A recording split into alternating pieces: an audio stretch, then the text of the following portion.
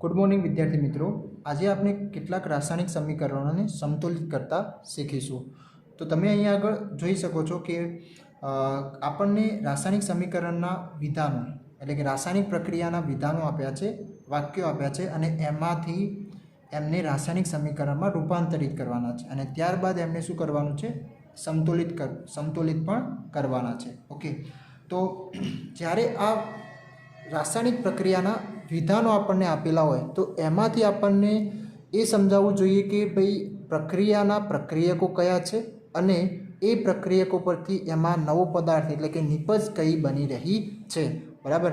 તો હવે જોઈએ આપણે આ ચાર ઉદાહરણો એક પછી એક। તો પહેલું જે ઉદાહરણ છે કે ભાઈ હાઇડ્રોજન વાયુ નાઇટ્રોજન વાયુ સાથે સંયોજાઈને શું કરે છે, એમોનિયા બનાવે છે, બરાબર। તો અહીંયા આગળ કયા પદાર્થો પ્રક્રિયામાં ભાગ ભજવી રહ્યા છે એટલે કે પ્રક્રિયકો કયા છે, તો હાઇડ્રોજન વાયુ અને નાઇટ્રોજન વાયુ જે બંને એકબીજા સાથે સંયોજાઈ અને નવો પદાર્થ કયો બનાવી રહ્યા છે, એમોનિયા। ઓકે, તો એનો મતલબ એમોનિયા એ શું થઈ ગયો, આપણા માટે નિપજ થઈ ગઈ, બરાબર। તો આનું હવે રાસાયણિક સમીકરણ આપણે લખવું હોય તો શું બની શકે, તો હાઇડ્રોજન વાયુ એ વાતાવરણમાં કયા સ્વરૂપે રહેલો છે, દ્વિપરમાણુય અણુ સ્વરૂપે, બરાબર। એટલે કે એને ફક્ત કેપિટલ એચ એટલે કે એચ ન લખતા આપણે શું લખીશું, H2 લખીશું, બરાબર। એ જ રીતના જે નાઇટ્રોજન વાયુ એ પણ કયા સ્વરૂપમાં છે, દ્વિપરમાણુય અણુ સ્વરૂપે, બરાબર। તો એના માટે શું લખીશું, N2, બરાબર। હવે એની સાથે સાથે નિપજ સ્વરૂપે આપણને શું મળે છે, તો એમોનિયા વાયુ સ્વરૂપે આપણને મળે છે। તો એના માટેનું મેં તમને સૂત્ર પણ લખાવ્યું હતું, કેટલાક આપણે રાસાયણિક સૂત્રો જોઈ ગયા હતા, બરાબર। તો એમાં કયું હતું, NH3। ઓકે, તો એ રાસાયણિક સૂત્રો તમારે યાદ કરી લેવા। ઓકે, તો આ થઈ જશે આપણા માટે આપેલ રાસાયણિક પ્રક્રિયાનું રાસાયણિક સમીકરણ અથવા તો એને માળખાકીય સમીકરણ પણ આપણે કહી શકીએ છીએ। ઓકે, હવે આને આપણે શું કરવાનું છે, સમતુલિત કરવાનું છે। તો સમતુલિત કરવા માટેના સ્ટેપ કયા હતા, તો સૌપ્રથમ આપણે જે પણ સૂત્રો આપ્યા છે એને શું કરી દેવાનું, એક બોક્સમાં વિચારી દેવાના, બરાબર। હવે જુઓ, જ્યારે આપણને વિસ્તૃતમાં આને સમતુલિત કરવાનું કીધું હોય એટલે કે સ્ટેપ લખી અને એને સમતુલિત કરો તો એ દરમિયાન તમારે બોક્સ કરીને એ ફર્સ્ટ સ્ટેપમાં બતાવી શકો, પરંતુ અહીંયા આગળ આપણને ફક્ત સમતુલિત કરવાનું કીધું છે તો તમે ડાયરેક્ટ પણ ઇમેજિન કરી શકો છો, કલ્પના કરી શકો કે ભાઈ આ બધા શું છે, એક બોક્સમાં આપણે ગણી લીધા। ઓકે, તો હવે બોક્સના અંદર રહેલા જે પણ સંયોજનો છે, ઓકે, અથવા તો જે પણ પદાર્થો છે તો એમના સૂત્રોમાં કોઈ પણ પ્રકારની છેડછાડી કરવાની નથી, બરાબર। જે પણ સંખ્યાનો આપણે ઉમેરો કરશું એને લખીશું, એ ક્યાં આગળ લખીશું, એ બોક્સની આગળની તરફ લખવામાં આવશે એટલે કે સગુણક સ્વરૂપે આપણે એને લખીશું। ઓકે, તો હવે ત્યારબાદનું સ્ટેપ શું આવશે કે ભાઈ આપેલ સમીકરણમાં જે તે તત્વોના પરમાણુની સંખ્યા કેટલી છે, પ્રક્રિયકમાં પણ કેટલી છે અને નિપજમાં પણ કેટલી છે, તો એ બતાવતું એક બોક્સ આપણે દોરીશું, બરાબર, ટેબલ। તો એમાં આપણને જોઈ શકીએ છીએ કે ભાઈ હાઇડ્રોજન અને નાઇટ્રોજન બે તત્વો અહીંયા આગળ આપણને જોવા મળે છે, બરાબર। તો એમાં પ્રક્રિયક અને નિપજમાં એટલે કે પ્રક્રિયકને આપણે LHS તેની ડાબી બાજુ સમજી શકીએ એટલે કે લેફ્ટ હેન્ડ સાઈડ, બરાબર, અને RHS એટલે કે રાઈટ હેન્ડ સાઈડ જે નિપજમાં આપણને જોવા મળે છે, એમોનિયા। ઓકે, તો હવે LHSમાં એટલે કે ડાબી બાજુએ હાઇડ્રોજનના પરમાણુની સંખ્યા કેટલી છે, 1, જ્યારે નિપજમાં હાઇડ્રોજનના પરમાણુની સંખ્યા કેટલી છે, 3। ઓકે, એની સાથે સાથે હાઇડ્રોજનની કેટલી છે અહીંયા આગળ, 2, બરાબર, અને નાઇટ્રોજનની પણ કેટલી છે પ્રક્રિયકમાં, એ પણ 2, અને નિપજમાં કેટલી છે, તો એ થઈ જશે 1, બરાબર। તો કંઈક આપણને આ પ્રમાણે જે તે તત્વના પરમાણુની સંખ્યા મળશે। હવે આમને શું કરવાનું છે, સમતુલિત કરવાનો પ્રયત્ન કરવાનો છે। તો સૌપ્રથમ આપણે કયા તત્વને સમતુલિત કરીશું આપેલ પ્રક્રિયામાં, તો જેની સૌથી વધારે સંખ્યા પરમાણુની સંખ્યા જોવા મળે એ તત્વને આપણે સમતુલિત કરીશું। તો તમે જોઈ શકો છો કે બધામાંથી કઈ સંખ્યા વધારે છે, 3, અને એ પણ કયા તત્વની, હાઇડ્રોજનની। તો સૌપ્રથમ આપણે હાઇડ્રોજન માટે સમીકરણને સમતુલિત બનાવીશું। ઓકે, તો હવે તમે અહીંયા આગળ જોઈ શકો કે ભાઈ હું કોઈ 3ને એવી સંખ્યા વડે ગુણું કે જેનાથી મને 2 મળે, તો એ કોઈ સંખ્યા પોસિબલ નથી। શું કીધું મેં કે 3ને આપણે કોઈ એવી સંખ્યા વડે ગુણીએ કે જેના વડથી મને 2 મળશે તો નહીં, અથવા તો 2ને એવી સંખ્યા વડે ગુણું કે જેનાથી મને 3 મળશે તો એ પણ પોસિબલ નથી, બરાબર. તો આવી પરિસ્થિતિ દરમિયાન આપણે શું કરીશું, આ સંખ્યાઓને અરસપરસ ગુણાકાર કરી દઈશું, બરાબર. એટલે 2ના સાથે આપણે 3ને ગુણી લઈશું અને 3ના સાથે 2ને ગુણી લઈશું. ઓકે, જેના કારણે હવે જે હાઇડ્રોજનના પરમાણુની સંખ્યા મળી એ કેટલી મળી જશે, બંને બાજુ 6 આપણને મળી જશે. ઓકે, એનો મતલબ એવો થયો કે હવે આ હાઇડ્રોજન પરમાણુ બંને તરફ સમતોલાઈ ગયા છે. ઓકે, તો પછી આપણે આ 3ને ક્યાં આગળ લખીશું, તો હાઇડ્રોજનનું જે H2 હતો એના આગળ કેટલી સંખ્યા વડે ગુણીશું, 3 વડે, બરાબર. તો અહીંયા આગળ શું લખી દેવામાં આવશે, 3. ઓકે, એની સાથે સાથે બીજું નિપજમાં આપણને હાઇડ્રોજન એટલે કે એમોનિયાના આગળ કઈ સંખ્યા વડે ગુણીશું, તો ત્યાં આગળ 2. તો હવે આ 2 એ નાઇટ્રોજન સાથે પણ ગુણાયેલા છે અને હાઇડ્રોજન સાથે, બરાબર. અને હાઇડ્રોજનના આ 3 વડે આ 2નો શું થશે, ગુણાકાર થશે, નહીં કે સરવાળો. ઓકે, તો 2 તરી 6. ઓકે, અને એની સાથે અહીંયા આગળ પણ 2નો અહીંયા 3 સાથે ગુણાકાર થશે હાઇડ્રોજનમાં, તો 2 તરી 6. ઠીક છે. તો સૌપ્રથમ જે હાઇડ્રોજન હતો એ સમતોલાઈ જાય છે. હવે વારી આવી નાઇટ્રોજનની. તો નાઇટ્રોજન તમે જ્યારે હાઇડ્રોજનને આપણે સમતોલિત કર્યો તો ત્યારબાદ હવે નવું સમીકરણ બનીને શું આવ્યું, કંઈક આવું બનીને આવ્યું, બરાબર. હવે આ સમીકરણમાં તમે જોઈ શકો કે ભાઈ નાઇટ્રોજન હવે નિપજમાં આપણને કેટલા પરમાણુની સંખ્યા જોવા મળે છે, 2, અને જ્યારે પ્રક્રિયકમાં પણ કેટલા છે, 2. એનો મતલબ એવો થયો કે હવે જે આપણે હાઇડ્રોજનને સમતોલિત કરે તો એની સાથે સાથે આ જે 2 આવે એના કારણે નાઇટ્રોજનના પરમાણુની સંખ્યા પણ સમતોલાઈ જાય છે. તો અહીંયા આગળ આપણે જે નાઇટ્રોજન છે એ પણ શું થઈ ગયો, સમતોલાઈ ગયો. તો એનો મતલબ એવો થયો કે જે આ સમીકરણ આપણને મળ્યું એ કેવું મળ્યું, રાસાયણિક રીતે સમતોલિત સમીકરણ મળી ગયું આપેલ રાસાયણિક પ્રક્રિયાનું, બરાબર. તમે જોઈ શકો 3 દુ 6 હાઇડ્રોજનના પરમાણુ, અહીંયા આગળ પણ 3 દુ 6 હાઇડ્રોજનના પરમાણુ, અને નાઇટ્રોજનના કેટલા છે, 2. તો અહીંયા આગળ પણ કેટલા છે, 2 છે, બરાબર. તો પહેલું જે રાસાયણિક પ્રક્રિયા હતી એનું રાસાયણિક સમીકરણ અને એની સાથે સમતોલાઈ પણ ગયું છે. ઓકે, હવે વાત કરીએ બીજા સમીકરણની. તો બીજી રાસાયણિક પ્રક્રિયા શું કહે છે, તો એમાં હાઇડ્રોજન સલ્ફાઇડ વાયુ સ્વરૂપે છે અને એ શું કરવામાં આવે છે, હવામાં બળીને પાણી અને સલ્ફર ડાયોક્સાઇડ મુક્ત કરે છે, એટલે કે પાણી અને સલ્ફર ડાયોક્સાઇડ આપે છે, બરાબર. તો આમાં પ્રક્રિયકો કયા બનશે, તો હાઇડ્રોજન સલ્ફાઇડ, બરાબર. અને એને શું કરવામાં આવે છે, હવામાં બાળવામાં આવે છે. એનો મતલબ ઓક્સિજનની હાજરીમાં એને સળગાવી રહ્યા છીએ. તો આપણા માટે આ પ્રક્રિયકો કયા બનશે, તો હાઇડ્રોજન સલ્ફાઇડ અને ઓક્સિજન. ઓકે, ઓક્સિજન વાયુ, બરાબર. અને એની સાથે નિપજ કઈ મળી, તો પાણી અને સલ્ફર ડાયોક્સાઇડ. ઓકે, તો હવે હાઇડ્રોજન સલ્ફાઇડનું આપણે રાસાયણિક સૂત્ર બનાવવું હોય તો શું થશે, તો આપણે રાસાયણિક સૂત્રો બનાવતા શીખી ગયા હતા, બરાબર. એના માટે તમારે પેલા ધન આયન અને ઋણ આયન યાદ રાખવા પડશે. તો H+ અને સલ્ફર માટે H2-. હવે શું થઈ જશે, આની એમની સંખ્યા ક્રોસ કરવી પડશે, બરાબર. જેના કારણે હાઇડ્રોજન સલ્ફાઇડનું સૂત્ર શું થઈ જશે, H2S, બરાબર. તો હવે H2S ની કોના સાથે પ્રક્રિયા થઈ રહી છે, ઓક્સિજન વાયુ, એટલે કે એ દ્વિપરમાણુય અણુ સ્વરૂપે રહેલો છે.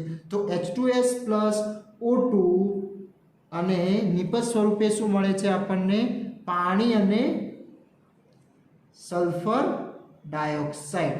ઓકે, તો આ થઈ જશે આપણું આપેલ પ્રક્રિયાનું રાસાયણિક સમીકરણ. ઓકે, હવે વાત કરીએ કે ભાઈ હવે જે અમને સમતોલિત કરવાના છે, તો સમતોલિત કરવા માટેનું પહેલું સ્ટેપ શું થઈ જશે, આ બધાને એક બોક્સમાં આપણે વિચારી દઈશું. ઓકે, એ બોક્સની અંદર, એટલે કે આ જે સૂત્રો છે સૂત્રોમાં કોઈ પણ પ્રકારની સંખ્યાનો ઉમેરો કરીશું નહીં, બરાબર. અંદરની બાજુએ તમે માનો કે સલ્ફરને તમારે પેલું કરવું છે સમતોલિત, તો અહીંયા 2 ના લખી શકાય.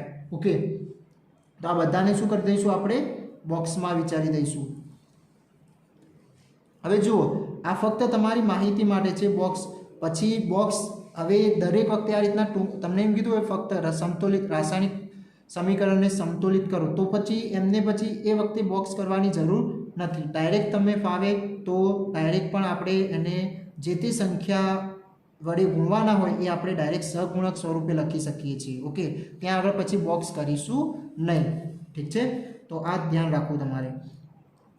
તો હવે ચલો સૌપ્રથમ આપણે હવે ત્યારબાદનું સ્ટેપ શું આવશે, તો એમાં જે તે તત્વો કયા રહેલા છે અને એમના પરમાણુની સંખ્યા બંને બાજુ પ્રક્રિયકમાં અને નિપજમાં. એટલે પ્રક્રિયકને આપણે LHS સ્વરૂપે અને નિપજને RHS એટલે કે જમણી બાજુ છે નિપજ. ઓકે, અને તત્વો કયા રહેલા છે, તો હાઇડ્રોજન, સલ્ફર અને ઓક્સિજન. બરાબર, એ 3 પ્રકારના તત્વો અહીંયા આગળ આપણને જોઈ શકીએ છીએ. ઓકે, તો હાઇડ્રોજનના પરમાણુની સંખ્યા કેટલી છે, તો 2. નિપજમાં કેટલી છે, તો ત્યાં આગળ પણ 2. ઓકે, સલ્ફરની કેટલી છે, પ્રક્રિયકમાં 1, સલ્ફાઇડ જોડે સલ્ફર છે. ઓકે, અને અહીંયા આગળ સલ્ફર ડાયોક્સાઇડ જોડે સલ્ફરની કેટલી સંખ્યા છે, પરમાણુની 1. ઓકે, હવે વાત આવી ઓક્સિજન. તો ઓક્સિજન કેટલા છે પ્રક્રિયકમાં, 2. જ્યારે નિપજમાં આપણે વાત કરીએ તો નિપજમાં કેટલા છે, 3. કેમ 3, તો સલ્ફર ડાયોક્સાઇડ જોડે 2 છે અને પાણીના અણુ જોડે 1. તો 2 ને 1 3 પરમાણુની સંખ્યા નિપજમાં ઓક્સિજનની રહેલી છે. હવે શું કરીશું કે ભાઈ સૌપ્રથમ કયા તત્વને આપણે સંતુલિત બનાવીશું, તો એના માટે શું યાદ રાખવાનું કે ભાઈ કઈ સંખ્યા કયા તત્વની પરમાણુની સંખ્યા સૌથી વધારે છે, એ ચાહે પ્રક્રિયક હોય કે પછી નિપજમાં હોય. બરાબર, તો તમે જોઈ શકો નિપજમાં ઓક્સિજનના પરમાણુની સંખ્યા વધારે છે. તો સૌપ્રથમ આપણે કોને સંતુલિત કરીશું, ઓક્સિજનને. ઓકે, તો ચલો ઓક્સિજનને સંતુલિત કરવા માટે શું યાદ રાખીશું, જો માન લો કે તમને અહીંયા આગળ 6 આપ્યા હોતા, આની જગ્યાએ શું આપ્યું હોત, 6, તો તમે અહીંયા જોઈ શકો કે ભાઈ મારે અહીંયા 6 બનાવવા હોય તો કેટલા વડે ગુણી શકું, 2 વડે. ઓકે, તો ડાયરેક્ટ મને શું થઈ જાય, ફક્ત હું નિપજમાં 2 વડે ગુણીને એ બંને બાજુ હું શું કરી શકત, ઓક્સિજનને સંતુલિત કરી શકત. બરાબર, પરંતુ અહીંયા આગળ 6 નથી, કેટલા છે, 2 છે. તો 3ને કોઈ એવી સંખ્યા વડે ગુણીને 2 મળવાના નથી, ના તો 2ને એવી સંખ્યા વડે ગુણીને 3 મળવાના નથી. તો આપણે શું કરી દઈશું, બંનેને ક્રોસ કરીને સંખ્યાઓને ક્રોસ મલ્ટીપ્લાય કરાવી દઈશું. બરાબર, જેના કારણે આપણને શું મળી જશે, 6 બંને બાજુ પરમાણુની સંખ્યા ઓક્સિજનની મળી જશે. એનો મતલબ ઓક્સિજનના અણુ સાથે કેટલા વડે ગુણવા પડશે, આપણે 3 વડે. એટલે 3 દૂ 6 થઈ ગયા. ઓકે, હવે વાત આવે નિપજમાં. તો નિપજમાં હવે 6 બનાવવા માટે તમે જોઈ શકો ભાઈ પાણીના અણુ સાથે પણ ઓક્સિજન છે અને સલ્ફર ડાયોક્સાઇડના અણુ સાથે પણ ઓક્સિજન છે. ઓકે, તો હવે આમાં 6 કઈ રીતના બનાવીશું, તો તમે અહીંયા આગળ ઓલરેડી 2 તો આપેલા જ છે, તો જો 3 કરી દો તો 3 ડાયરેક્ટ અહીંયા 6 થઈ જાય, તો પછી 6 ને 1 7 બની જશે.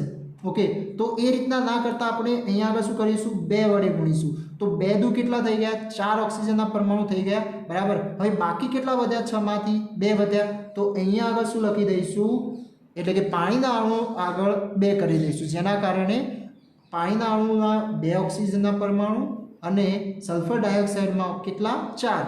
તો 4 + 2 બરાબર કેટલા થઈ ગયા, 6 થઈ ગયા. ઓકે, હવે એ જ રીતે એટલે કે ઓક્સિજન હવે સમતુલાઈ ગયો. હવે કોની વારી આવી, તો એના પછી હવે કયો તત્વ સૌથી વધારે પરમાણુ સંખ્યા ધરાવે છે, આ હાઇડ્રોજન અને સલ્ફરમાંથી. તો તમે જોઈ શકો છો હાઇડ્રોજનના અહીંયા આગળ 4, આ સમીકરણ સમતુલાય પછી હાઇડ્રોજનના કેટલા થઈ ગયા, અહીંયા આગળ 4, જ્યારે સલ્ફરના કેટલા થઈ ગયા, 2. તો સૌપ્રથમ પહેલાં કોને કરીશું, હાઇડ્રોજનને સંતુલિત કરીશું ને. તો અહીંયા આગળ 4 છે, તો એનો મતલબ નિપજમાં કેટલા છે, 4 છે. ઓકે, અને પ્રક્રિયકમાં કેટલા જોવા મળે છે, હાઇડ્રોજનના પરમાણુ સંખ્યા 2. તો 4ને તો ટૂંકમાં આપણે જે બીજો તત્વ કયું લેવામાં આવશે સંતુલિત કરવા માટે, હાઇડ્રોજનનું. કેમ, કારણ કે અહીંયા આગળ નિપજમાં 4 જોવા મળે છે જ્યારે સલ્ફરના 2 છે. તો બીજા નંબરે કોને સંતુલિત કરીશું, હાઇડ્રોજનને. હવે અહીંયા આગળ 4 છે, તો ચલો હવે જે નવું ટેબલ બનશે કઈ રીતના બનશે, ફક્ત ચલો એ ફરી પાછું LHS અને RHS. બરાબર, હવે કોના માટે, ફક્ત હાઇડ્રોજન માટે.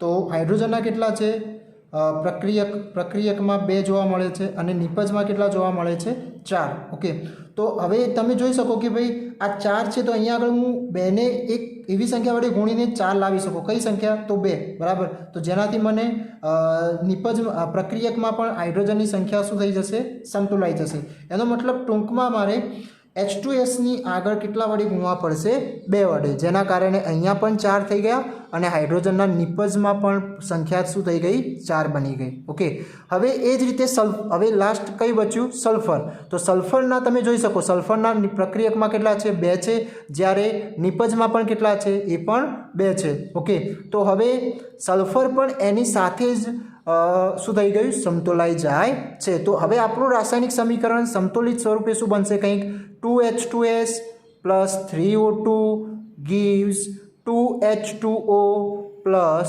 2SO2. ઓકે, તો આ થઈ જશે આપણું આપેલ રાસાયણિક પ્રક્રિયાનું રાસાયણિક સમતોલિત સમીકરણ. ઓકે,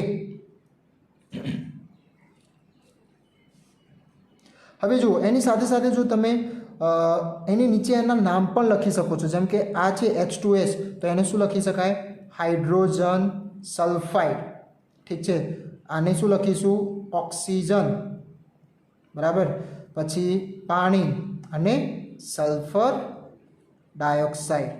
જો તમને નામ યાદ હોય તો એની નીચે સમીકરણના નીચે તમે નામ પણ લખી શકો છો. ઓકે, તો આ વાત હતી બીજા આપેલ રાસાયણિક પ્રક્રિયાનું રાસાયણિક સમતોલિત સમીકરણ. ઓકે, હવે વાત કરીએ નંબર 3 માટે. નંબર 3માં શું છે બેરિયમ સલ્ફાઇડ એલ્યુમિનિયમ સલ્ફેટ સાથે સંયોજાઈને શું બનાવે છે એલ્યુમિનિયમ ક્લોરાઇડ આપે છે. Okay, barium sulphide aluminium sulphate સાથે સંયોજાઈ એલ્યુમિનિયમ ક્લોરાઇડ આપે છે અને એની સાથે સાથે અહીંયા લખવાનું રહી ગયું છે તેમજ બીજું શું કરે છે બેરિયમ સલ્ફેટ. કયું બેરિયમ સલ્ફેટના અવક્ષેપ આપે છે. ઓકે, તો હવે સૌપ્રથમ આપણું કયું સ્ટેપ આવશે કે ભાઈ આમાં પ્રક્રિયક કયા છે અને નિપજ કયા છે આપેલ પ્રક્રિયામાં. ઓકે, તો પ્રક્રિયકો કયા બનશે આપણા માટે બેરિયમ સલ્ફાઇડ અને એલ્યુમિનિયમ સલ્ફેટ. તો બેરિયમ સલ્ફાઇડ સાથે એલ્યુમિનિયમ સલ્ફેટ સંયોજાય છે અને એનાથી નિપજ કઈ બને છે તો 2 નિપજ બને છે એલ્યુમિનિયમ ક્લોરાઇડ અને બેરિયમ સલ્ફેટ. ઓકે, તો ચલો હવે એ જોઈ લઈએ. તો બેરિયમ સલ્ફાઇડ માટે શું થશે તો બેરિયમ સલ્ફાઇડનું રાસાયણિક સૂત્ર બની જશે બેરિયમ માટેનું સંયોજકતા સાથેની સંજ્ઞા Ba2+, બરાબર. અને સલ્ફાઇડ શું છે બેરિયમ સલ્ફાઇડ એટલે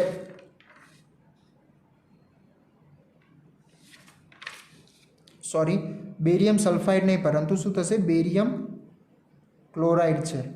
શું છે બેરિયમ ક્લોરાઇડ. ઓકે, તો બેરિયમ ક્લોરાઇડ તો ક્લોરાઇડ માટે Cl-1. હવે આને કરીશું ક્રોસ તો 1 આવી જશે અને Cl પાસે 2 આવી જશે તો શું બની જશે BaCl2.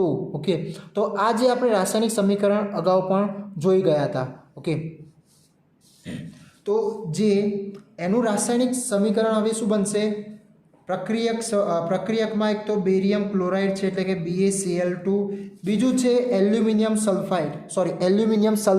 તો એલ્યુમિનિયમ સલ્ફેટનું આપણે સૂત્ર બનાવવું હોય તો Al+3 સલ્ફેટનું SO4 2-, બરાબર. હવે આમને ક્રોસ કરીએ તો શું થઈ જશે 2 અને 3, બરાબર.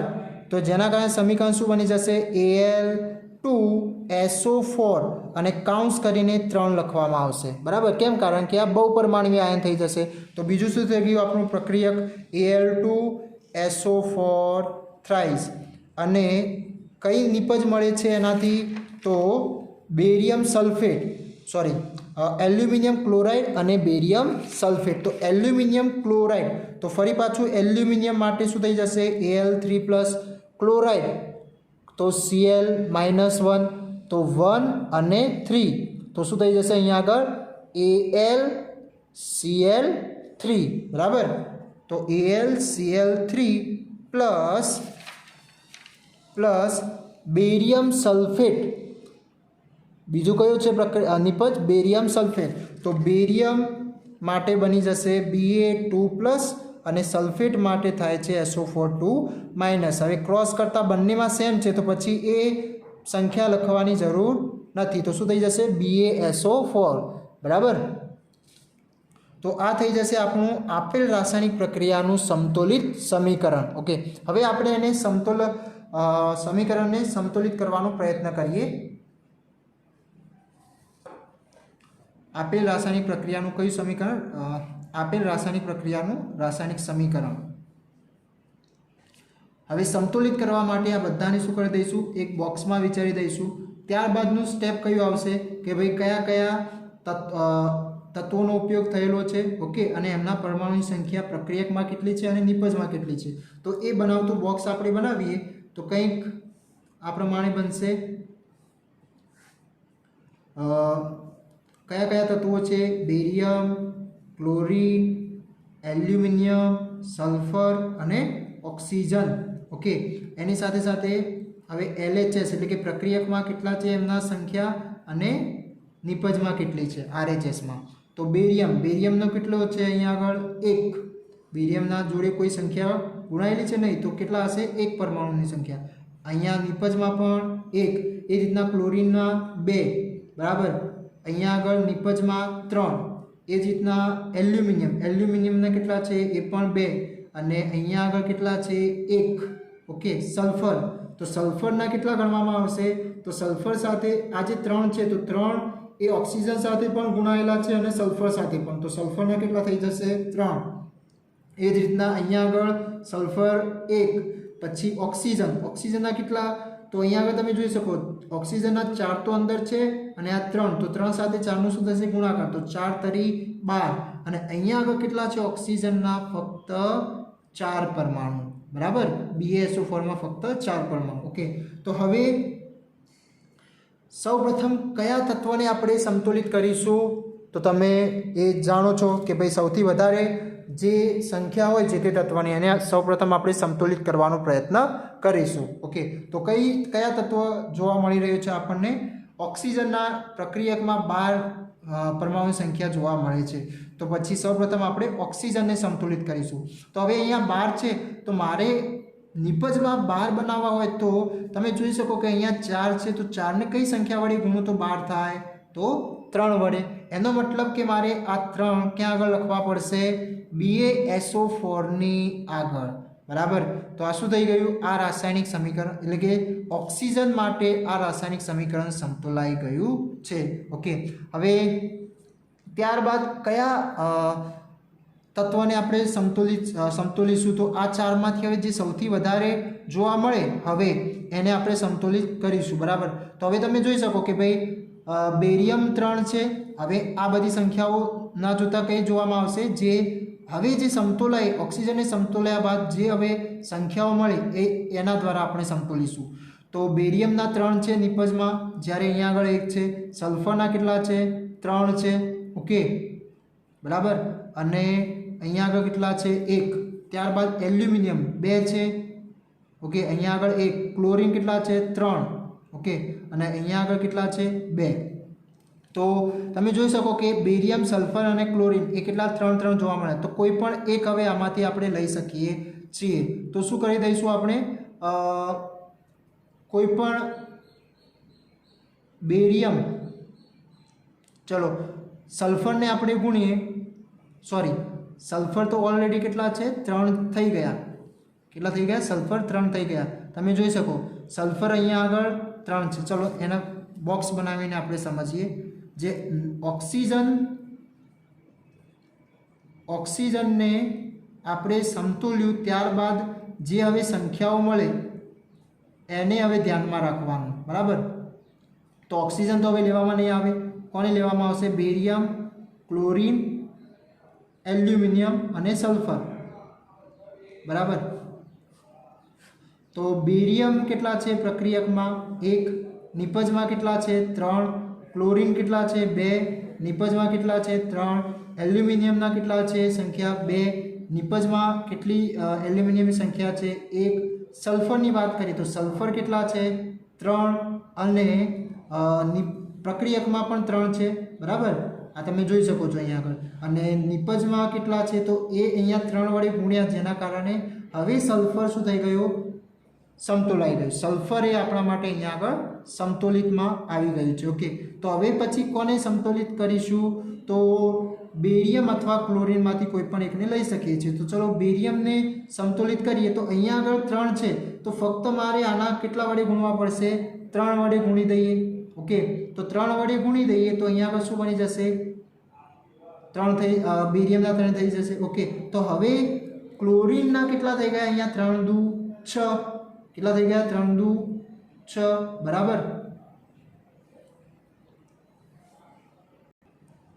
એટલે કે તમે હવે ક્લોરીનને છેલ્લું કયું બાકી રહ્યું? ક્લોરીન. તો ક્લોરીન માટે અહીંયા 3 દુ 6 થઈ ગયા. એનો મતલબ અહીંયા આગળ આપણે 3 વડે ગુણ્યા અને આ 6 થયા તો આને 6 બનાવવા માટે કેટલા વડે ગુણવા પડશે? 2. તો ક્લોરીન જ્યાં હોય તે સૂત્રના આગળ કેટલા વડે ગુણવા પડશે? 2. તો હવે તમે જોઈ શકો એલ્યુમિનિયમ પણ સમતોલાઈ ગયા.